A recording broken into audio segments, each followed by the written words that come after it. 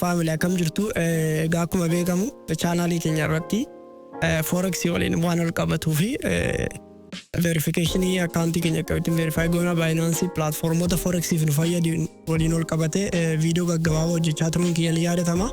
Walumaa galatti traderii ta'uu namoonni barbaadanii traderii ta'uudhaaf maal akkasiin kakaasee jalqaba waa tokko understand gochuu qabdu. Gaafa jalqabdanii maaliif akka jalqabdanii fi maaliif akka hojjetan hubachuu qabdu. Just motivation namni tokko gatii push isin godhee fi traderii jalqabu traderii ta'uu hin dandeessan jechaadha. So kanaafi traderiin normally yeroo dheeraa fudhachuu danda'a. Processii guddaa maaliif marketii guddaa gatii ta'ee fi knowledge wanta sana wajjin feed godhu qabaachuu danda'u qabna jechaadha. Kanaafi ammaan kan isin barsiisaa jiru normally as a basic levelidha.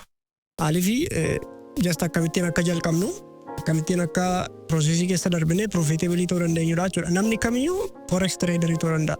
Namni addunyaarra jiru hundumtuu forex traderii ta'uu danda'a. Garuu normally profitable trader ta'uudhaaf maal gochuu danda'u qabnaa seedudha jechuudha pointiin keenya. Kanaaf profitable traderii ta'uudhaaf just invest wanti nurraa eegamu wanti nuti invest goonu jiraachuu danda'u qaba jechaadha. Maaliif time keenya invest gochuu danda'u qabna, energy qabna invest gochuu danda'u qabna. Even friendship namoota wajjin yeroo dabarsinu illee dhiisnee forex irratti invest goone jennaani yeroo fudhachuu danda'a malee guyyaa tokko keessatti profitability ta'uu ni dandeenya jechaadha. Kanaaf tradingii akka isin jalqabdanii fi maal akka push isin godhe jalqaba understand gochuu qabdu. Normally yaaddanii itti seenuu qabdu malee gatii miidiyaa irraa gatii haasa'amuu fi gatii namni tokko ammuma traderii jalqabe ammuma tradingii jalqabe miiliyoonera ta'e makiinaa akkasiin bitadhe mana akkasii keenya jiraadha sobaadha waan akkasii. Tradingiin baay'ee wanti maarkeetii guddaadha bakka international maarkeetii waan ta'eedha. Biliyooneroonni aksiyoononni baankonni addunyaa kan irratti participate godhanidha jechaadha. So kanaafi tradingiin mooshinidha miti kan trading godhamu. So kanaafi gaafa itti seentanii sababa qabaachuu qabdu jechuudha. Kanaaf asirratti egaa chaanaalii kanarratti forex afaan oromoodhaan kan ta'e beezikii amma advaansidiitti viidiyoo qabadheen dhufa isiniin jedheen jira. So har'ammoo kan nuti ilaallu murteessaa kan ta'ee fi barbaachisaa kan ta'e wantoota lama waliin ilaallaa jechaadha. Lamaan isaa afur ta'uu danda'a garuu lamumatti gatiin qabee fi maarkeetii keessatti chaartii akkasumas resistaansii support levelii warreen jedhamanii fi birishii fi bullish kan ta'e jechaadha. So maarkeetii keessatti egaa chaartii nuti fayyadamnu chaartota gosa sadii jira. Baarlaayinii, kaandilstikii fi laayin giraafii warreen jedhanii kunneen sadan keessaati. The best one is candlestick. Candlestick maaliif analyze hojjechuudhaafis training irrattis yeroo analyze hojjennu kan baay'ee salphaa ta'e candlestick gatii ta'eef namoonni professional ta'anis kan isaan fayyadamanii candlestickidha jechaadha. So kanaafi har'a birishii fi bullish jechuun maal jechaadha maarkeetii keessatti yeroo baay'ee traderoonni gaafa haasa'anii dhaga'uu dandeessu. Birish jechuun kaandiliin tokko yookaan maarketiin tokko chaartii irratti gaafa gadi bu'u yookaan daawun gaafa hojjetu daawun trendii gaafa hojjetudha jechaadha. Yeroo sanatti maaltu baay'ata seelarii baay'ata jechaadha. Namoota gurguratan kaarensi ta'uu danda'a goolii ta'uu danda'a achi keessatti namoonni isa qaban gaafa gurguratanii maarketiin sun gaafa gadi bu'u birish jennee waamna jechaadha. Kaandilii isaa kaandilii diimaa fi kaandilii magariisadha. Kaandilii diimaadhaan kan hojjetu suni birishii ta'uu danda'a jechaadha. Inni lammaffaan buulishiidha. Buulish jechuun immoo faallaa isa kanaadha jechaadha. Kunimmoo maalidha yeroo maarketiin baayersiin gaafa baay'achaa dhufanii maarketiin sun gaafa ol ka'uu jalqabu up trendii gaafa hojjetu jechaadha. Bullish jennee waamna jechaadha. So bullish and bearish warreen kun iddoo lamatti hiramu. Sanuma keessatti immoo support level and resistance level kan jedhaman jiru jechaadha. Support level jechuun maarketiin tokko fakkeenyaaf qodaan just gold yookaan warqii tokko yoo fakkeenya fudhanne warqiin gatiin isaa irra kasii gaafa jedhamuu fi inni gaafa jedhamu tokko miti jechuudha. Barbaachisummaan isaa gaafa dabalu just hin bitu jechuudha. Baay'ee gaafa bitanii maarketiin isaa yookaan gatiin isaa baay'ee dabalaa jechaadha. Support level jechuun kanadha jechaadha.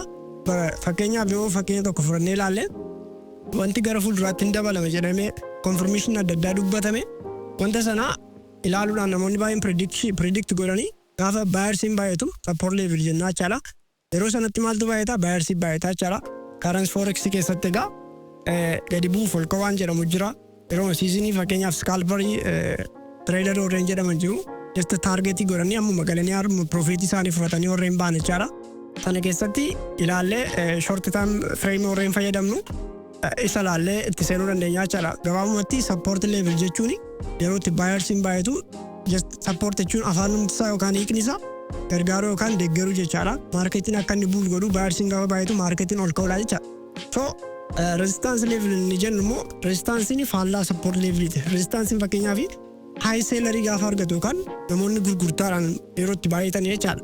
Fakkeenyaaf har'a akkuma nama isinitti mee goldiin ol ka'ee ture jennu ol ka'ee gadi bu'a imagination yookaan prediction mataa isaanii yookaan analysis mataa isaanii namoonni fayyadaman yoo jiraatanii gadi bu'a jedhamee gaafa eegamu yeroo selleriin baay'atu achitti maal jennee dubbana jechaadha resistance level jenna jechaadha. So kana keessatti egaa sirriitti analyze jennee fakkeenyaaf fake kan hojjetan jiru fair value gap kan mataa isaatii kan breakout kanneen jedhamu gara fuulduraatti kan itti dhufnu yoo jiraata. Kana laaluudhaani prediction mataa keenya yookaan analysis mataa keenya fayyadamnee hojjenna jechuudha as a basic level kuni wanta murteessaadha jechaadha. So kanammoo candleedhaan yookaan immoo ilaalle screen irraa akkamitti akka inni hojjetu waliin ilaalla jechaadha. Namoonni chaanaalii kanaaf haaraa taatanii like, share, subscribe gochuun dagatinaa jecha akkasumas TikTok account gadi qabnuu fi TikTok keenya like, share, follow gochuun dagatinaa jedha. Okay, so akkuma nama isinitti mechaadha. Normally fakkeenyaaf asitti support and resistance level yoo ilaalle fakkeenyaaf asitti support level ilaalla jecha support level jechuun akkuma nama isinitti mee normally gaafa marketii keessatti buyersidhaan gaafa dhiibbaan irratti geggeeffamu marketiin kuni dirqama asii ol deebi'a jechaadha. So asitti marketing dhufee gadi bu'uu barbaadee ture asitti break godhee gadi bu'uu barbaadee ture garuu as ga'ee hin dandeenye maaliif dhiibbaan gadi irratti geeffamu kan support level or buyersin gaafa baay'atanii dirqama ol deebi'uu qaba jechaadha. So asitti candle as bu'uu barbaade as deebisee magariisa yookaan candle magariisa uume jechaadha. So asitti support level itti maaltu recommend godhama baay'ee goonaa jechaadha. Just trader yoo taane asitti baay'ee goonaa jechaadha. Akkuma strategy fayyadamnutti egaa ol caala fakkeenyaaf smart money concept yookaan ICT trading warreen fayyadamtan jiraachuu dandeessu. Fakkeenyaaf as example yoo ilaalle gold USD dha kuni asitti candle gadi bu'uu barbaade marketiin garuu hin dandeenye breakout isin cabsee bu'uu barbaade ture hin dandeenye jechaadha. Asitti fakkeenyaaf marketii keessatti baay'ee galle itti kanatti take profit keenya goone asitti immoo stop loss goone yoo galle jechaadha. Just pipsi lot size maxxinseenneni profitability ta'uu dandeenya jechaadha. Yeroo hundaa miti garuu as analyze nuti fayyadamnu irratti ol caala. Just amman waan sitti agarsiisuu fi support level qofa sanitti agarsiisuufidha jechaadha.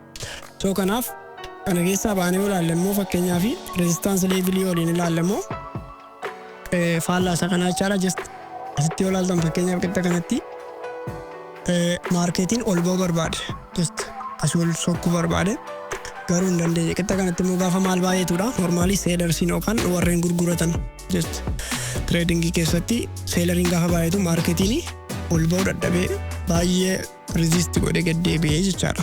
Asitti immoo maaltu recommend godhama normally sell goonaa jechaadha. Sellii galla asitti sellii galla lot size fayyadamnuun by the way beginners taatanii jennaani yookaan $100 yookaan $200 fi lot size 0.01 or 0.02 dha kan nuti fayyadamnu.